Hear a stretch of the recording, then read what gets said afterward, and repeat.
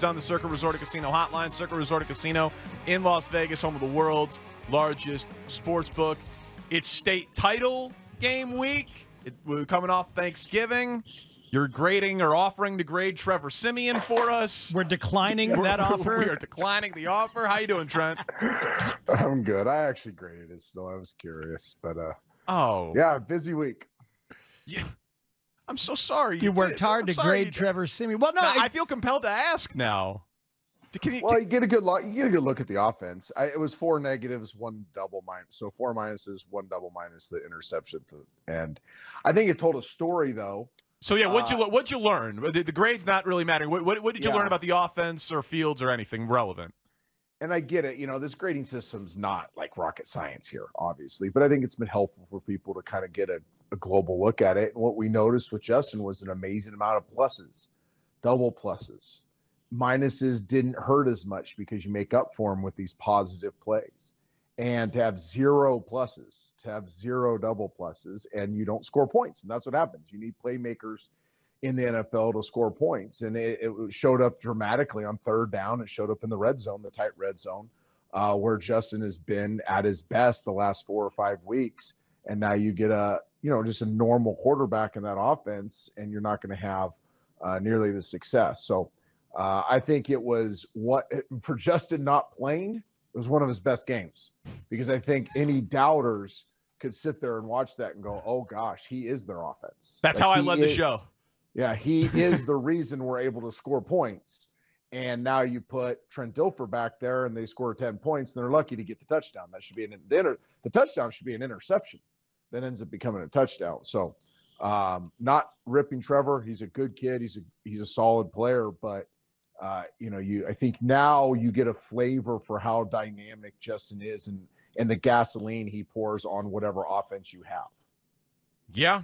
It's what dominated our first hour of conversation before you, Trent. We ended up feeling that way about Fieldslessness. They're like, oh, look what we've missed. And it seems so obvious to me, Trent. Like I said last week that I put the over-under at points for the Bears offense at 2.5. And everyone was like, oh, you're just being a hater. You're laughing. I'm like, no. Without Superman, this team is terrible. And we saw it. Like, schematically, you said that you could learn the passing offense in a day. They targeted Claypool some more. Did you anything game plan wise that you learned from your rewatch? I was really encouraged by Pringle's 2 huge catches, right? He makes 2 giant conflict catches, and Claypool makes the 1 conflict catch down the boundary on an underthrown fade route. So I thought that was a positive takeaway. The receivers made plays. They took a lot of shots. They took a lot of what I'd call pick and stick, man-on-man, boundary shots. Komet on a wheel, incomplete. Jones on a wheel, incomplete. I can't remember if it was Pringle or Claypool on another vertical ball, incomplete, but at least they took some shots. People have said for a lot of years now, Ron Jaworski used to say it, and Doug Peterson kind of stole it, but, you throw to score, run to win. I don't think it's that simple. I think you make plays to score. You need playmakers and explosive plays to score. They can be on the ground. They just have to be a dynamic running plays. And then you run to close out games. And this was just another example. They just can't make plays without Justin. He is the playmaker. Mooney has made some plays. By the way, tragic news on that. I really love that kid. I think we'll talk about that later. But he is a playmaker. That's what he's always been. And you take that out of this offense, and Montgomery still plays well. He's a great running back. I thought 24 played pretty well. Is it Evans? Mm-hmm. He ran hard. They block hard, but you don't score points in the NFL that way. This is not 1986 anymore. Like, that's just not the way you score. Again, I'm just being a dead horse, but to me, I'm sitting there watching it going, holy smokes. I knew he was good. I've been trying to convince people he was good. Like, this is evidence. This is visual evidence of how dominant Justin has been the last 4 weeks. Trent, we were talking about Claypool and how Trevor Siemian had said after the game yesterday that he decided he was going to target him. He said, I don't care who's over there. I'm going to throw it to you. He's a great player, got a big body, huge catch radius, wanted to give him a couple chances. Is that something Justin needs to do more? Throw to a weapon, even if he thinks the weapon is theoretically covered? No, I think that's a terrible approach. It doesn't get guys very far in the league. That's the butcher approach. Have I used my butcher surgeon analogy before? No. Oh, gosh, I've worn this one out for 15 years, but I think it paints a pretty clear picture. You have a butcher and you have a surgeon. Both use sharp tools, right? Yeah. The butcher has a sharp knife and he chops up meat and he makes you a pastrami sandwich. A surgeon takes a little scalpel and he saves your life. Butchers are quarterbacks that have that mentality. Pick a guy, let it fly, jump ball. My guy's better than your guy. Make the decision before the ball's snapped. That's the butcher. Very few butchers, if any, win Super Bowls. The surgeon, the guy that has the same tools, says, you know what, I'm going to dissect the defense. I'm going to be precise. Everything in every play matters the same. Now, if it takes me that direction, sure, back shoulder fade sometimes can be a surgeon play, but it's because a lot of other elements led to that. It's not you go to the line of scrimmage saying, oh, my guy's 6'4", 220 and can jump, I'm going to throw him the ball. Without a doubt, the stupidest offensive approach in America. You see it in high school, you see it in college, you see it in the NFL. It just has a very short tail. Interesting. But we see around the league, this does happen where quarterbacks throw to their prime targets and give them a chance to make a play. And you've talked about how Justin needs to throw guys open from time to time. So when the defense takes you there, when there's not something else that's more precise taken away from you. Absolutely. We throw them. I mean, I love them. I love these one-on-one isolation matchups. If the defense is playing one lurk, they're hard inside on your Z receiver, they're clamping your Y and you have a ZY combination, you got your X on a back shoulder, on a fade matchup, then yeah, the defense took you there and that's your best option. But not to come to the line of scrimmage and say, my guy is better than your guy. That it works sometimes. And when it works, the people that like it go, told you it worked. I told you. But if you look at the percentage, like 50-50 balls, you hear that all the time. Right. The actual percentage on those is like 28-72.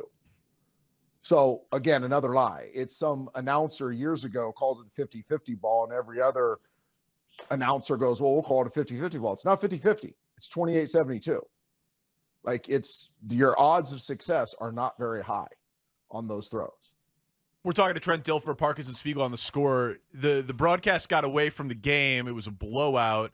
Joe Davis and Moose Johnston, and it was clearly produced. They had graphics and stuff to back it up. They spent the end of the third quarter and the first few minutes of the fourth quarter, a pretty considerable amount of time, having the conversation of, could you win a Super Bowl with a running quarterback? Could you win a Super Bowl with a quarterback like Justin Fields? I was very disappointed in the lack of context around the conversation. They showed rushing attempts as the metric. They had a graphic that included Roger Staubach in it. Felt like the game's changed a few times, or 17 times since his era, and it's just clearly the way of the world now. I'm curious, but then there's a lot of Bears fans who say, well, no one has one, and the proof is in the pudding here. Justin just got injured. So what would you say to the idea of it being a debate on whether or not you can win a Super Bowl in 2022 and beyond with a quarterback like Justin Fields, with a running type quarterback?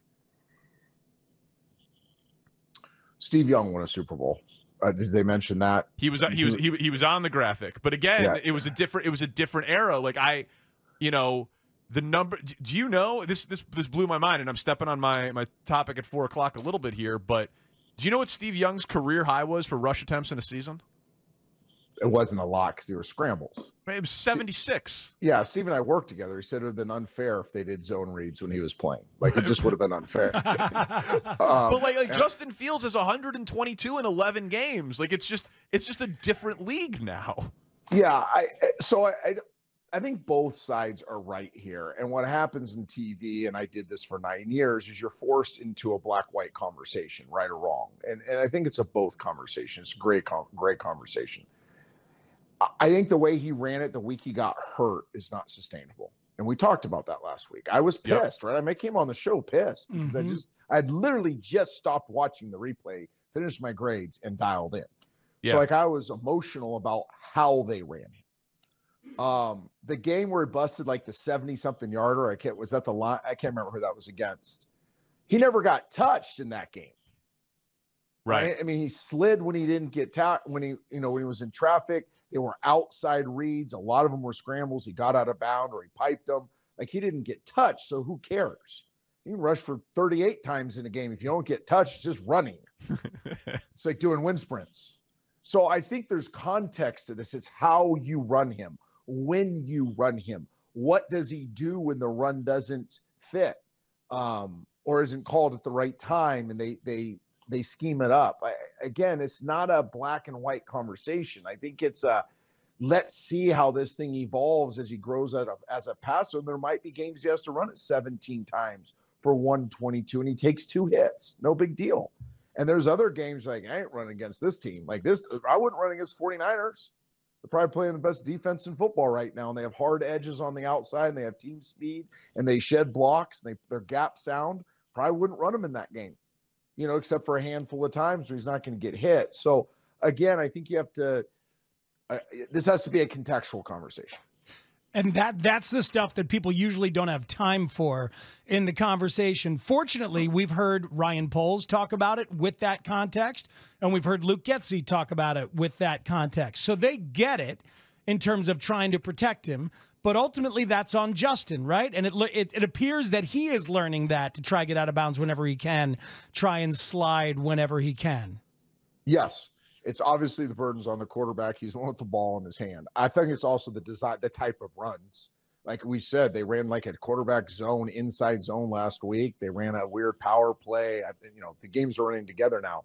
But there was definitely more risk in the quarterback run games last week than there was in weeks before. I think you have to be judicious with the types of schemes you design, because he's naturally going to scramble around, extend plays, probably take a couple big sacks because he's trying to make guys miss, probably have a scramble like Jalen Hurts last night where he cuts back in the middle of the field and ends up, he didn't get hit hard, but he got hit at the end of the play.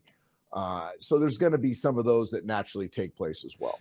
Trent, as we look around the league, is that the best one? Is that the best comp? Is that the best situation to dream of for Justin? An offensive line like Jalen Hurts has, a wide receiver like A.J. Brown they trade for, or is there some other spot we should be looking around to think about? No, I think it's in everybody's plain sight right now. They're so successful what they're doing. They've built a really complementary scheme. I don't think anybody watches the Eagles and go, oh, that's a quarterback run team first offense. I think they're like, oh, they do a lot of cool stuff, and quarterback runs are part of it. Jalen last night, again, I didn't see every snap last night, but I don't know, a chunk of his rushing yards were on scrambles, not design runs, which really breaks down the defense. I think we talked about that last week when we're attacking the line of scrimmage as a passer, and then you become a runner as a scrambler. That's disheartening to a defense. Yeah, I think that's a really good comparable. I think Josh Allen is a good one. I think they're very judicious with how they run Josh. They're not afraid to let him be physical at times because he's such a monster. I think Justin Fields is only going to get more physical. He's not going to get weaker now. Right. He's not going to get smaller. So, another year in the weight room, another year of great training. He's only going to be more physical. I'm not saying he should never get hit. Like, I see Josh Allen run over a guy for a first down in a big game. I applaud that. I think you do need to do that at times. You just have to have some discernment on when you do it.